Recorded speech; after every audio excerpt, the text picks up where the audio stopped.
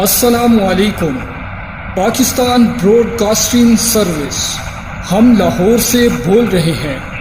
13 اور 14 اگست سن 47 کی درمیانی رات 12 بجے طلوع صبح آزادی۔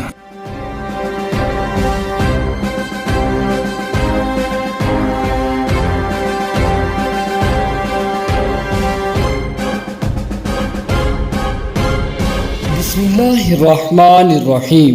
دوستو، حافظ آیان کا آپ سب کو محبت برا سلام۔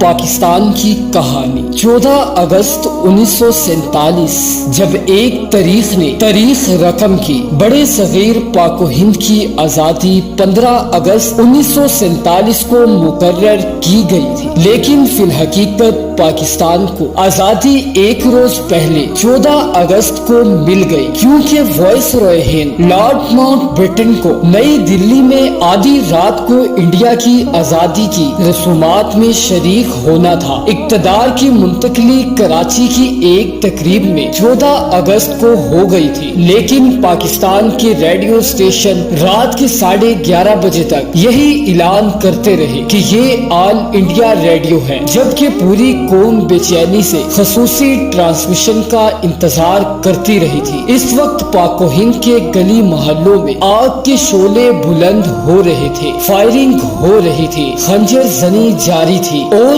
تیزاب کی بوتلیں بھر بھر کر ایک دوسرے پر پھینکی جا رہی تھی۔ پاکستان پیدل آنے والے قافلوں اور ٹرین میں آنے والے لوگوں کو راستے میں ہی روک روک کر گروہ در گروہ قتل کیا جا رہا تھا۔ مسلمان اپنی پاک سرزمین کی جانب ہجرت کے لیے کوشاں تھے، لاکھوں قربانیوں کا مظہر پاکستان، جس کی جانب لوگ اپنے اہل و عیال اور معمولی ساز و سامان کے لیے رواں دواں تھے، لیکن یہ سفر ہجرت بھی لاکھوں صدمے دے گیا۔ ہر قدم پر قتل عام کا ڈر، بھیڑ اور رش میں نہ جانے کتنے جوانوں نے اپنے بوڑھے ماں باپ کھو دیے، کتنے ہی ماں باپ کے لختے جگر ان کے سامنے ہی ان سے چھین لیے گئے، اور کتنی ہی بہنوں کو عصمت زنی کا نشانہ بنایا گیا۔ آج بھی داستانیں زندہ ہیں۔ بہت سے ایسے لوگ بھی ہیں جنہوں نے آزادی کے قافلوں میں لاوارث بچوں کو پایا اور اپنی اپنی اولاد کی طرح ان کی پرورش کی۔ کسی کو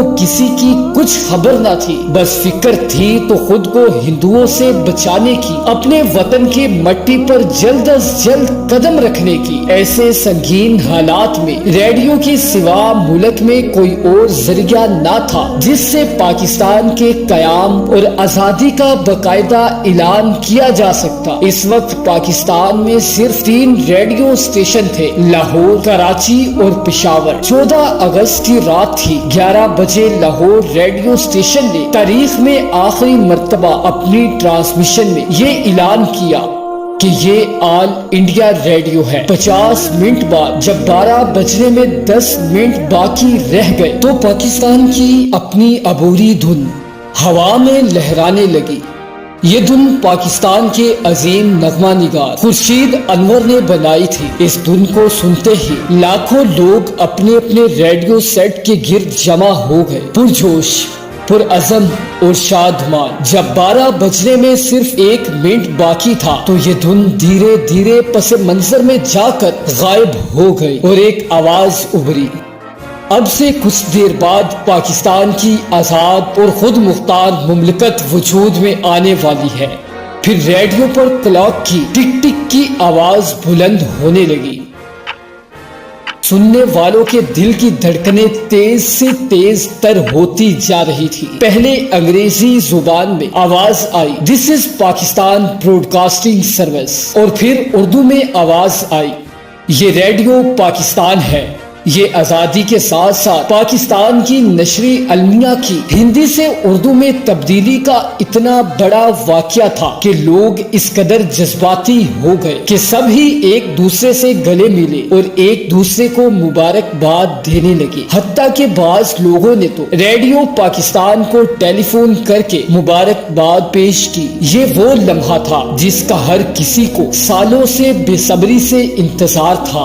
یہ وہ لمحہ تھا جب سب نے پہلی بار اپنے کانوں سے پاکستان کے ایک آزاد مملکت ہونے کا اعلان سنا تھا۔ اس کے بعد انتہائی خوشگل آواز میں قرآن پاک کی سورہ فتح کی ابتدائی آیات کی تلاوت کی گئی۔ فتحنا لك فتحا مبينا ليغفر لك الله ما تقدم من ذنبك وما تأخر ويتم نعمته عليك ويهديك صراطا مستقيما، جس کا ترجمہ ہے کہ اے محمد، ہم نے تم کو فتح دی اور تم پر اپنی نعمت پوری کر دی اور تم کو سیدھے راستے پر چلایا، اور اللہ تمہاری زبردست مدد کرے، اور اس طرح پاکستان وجود میں آیا۔